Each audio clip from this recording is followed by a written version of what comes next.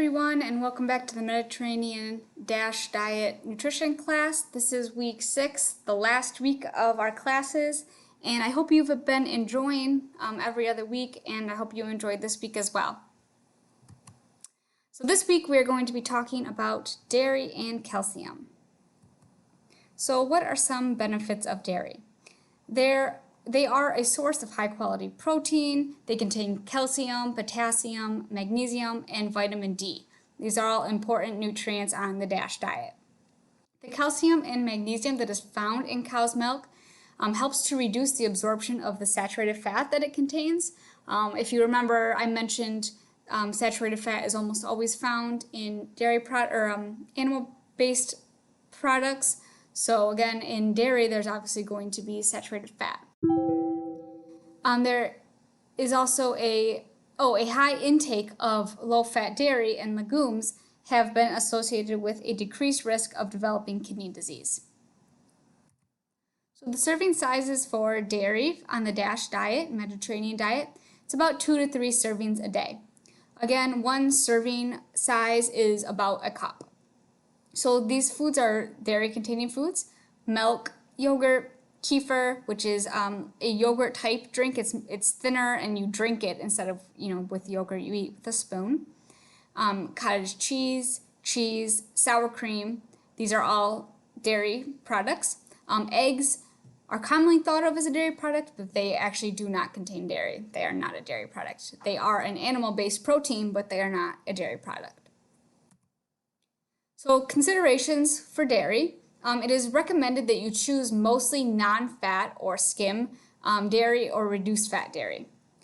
Dairy actually does naturally contain sodium, but it does not mean it is perfectly fine for you to eat. It's still really healthy. It's not going to contain a huge amount of sodium, so it is still perfectly fine on a healthy diet.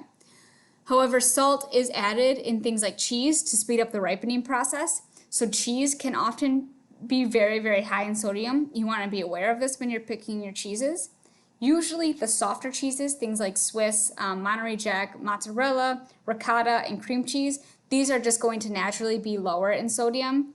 So being aware of the sodium content or reading the nutrition label when picking a cheese is very important, since some cheeses can be very high in sodium.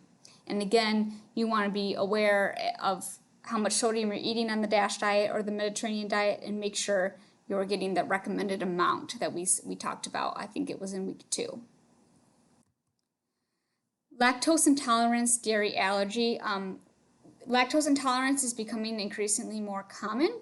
So you can get lactose-free dairy. It's a good alternative for people that have lactose intolerance. It is not an option for those with dairy, just because it can contain small amounts that can cause issues with someone that has dairy allergy. So an example of lactose-free dairy would be products like Lactaid.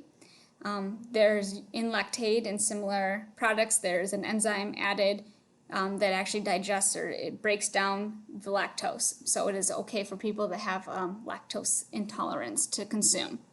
Yogurt and kefir, again, kefir is just a drinkable form of yogurt. They are often actually tolerated well by people who have lactose intolerance because the lactose has been broken down in the fermentation. And again, it contains those beneficial bacteria, those probiotics, which also helps with digestion. And again, there are also dairy-free alternatives like almond milk and things like that, and we'll speak a little bit about that later today. So some non-dairy sources of calcium. Ways that you can get calcium in your diet if you cannot eat dairy. Leafy greens, some dark leafy greens contain calcium. Dried beans, edamame or tofu. Canned salmon and sardines, a little bit different than fresh. The canned is more important. Poppy seeds, sesame seeds, and chia seeds. Almonds, rhubarb, and dried figs. So when you're talking about the different types of fat in dairy products, all different varieties of cow milks, regardless of their fat content, contain about 8 grams of high-quality protein. So the difference between the different varieties, when you're talking about skim or whole or 2%, is just the percentage of the fat in the milk by weight. It does not affect the amount of protein or the other nutrients in it. just the fat. So cow's milk contains about 238 milligrams of calcium in an 8-ounce glass. So when we're talking about the different types of dairy and their fat content, there is the whole fat dairy. This would be vitamin D milk is another name for it. So an 8-ounce glass of milk contains about 8 grams of fat and 100 calories in whole milk. And all varieties of milk contain the same amount of vitamin D. Like I mentioned, the only difference in the different types of dairy is the fat content. There's 2%, which is also called reduced fat.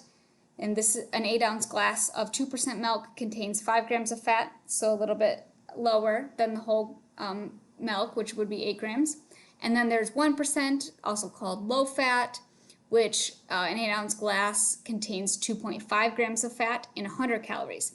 So it is a little bit lower in calories than the whole milk because fat just by itself contains more calories. So when you're reducing the grams of fat, you're also inadvertently reducing the amount of calories. And then there's skim milk, which is also called fat-free milk.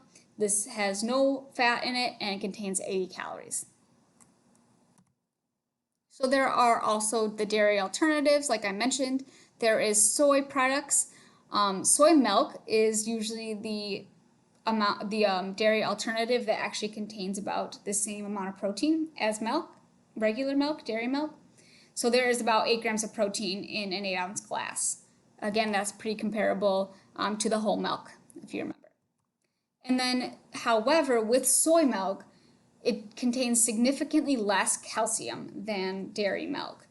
So there's 57 milligrams in an 8-ounce glass of soy milk, and again compared to the 238 milligrams in cow milk.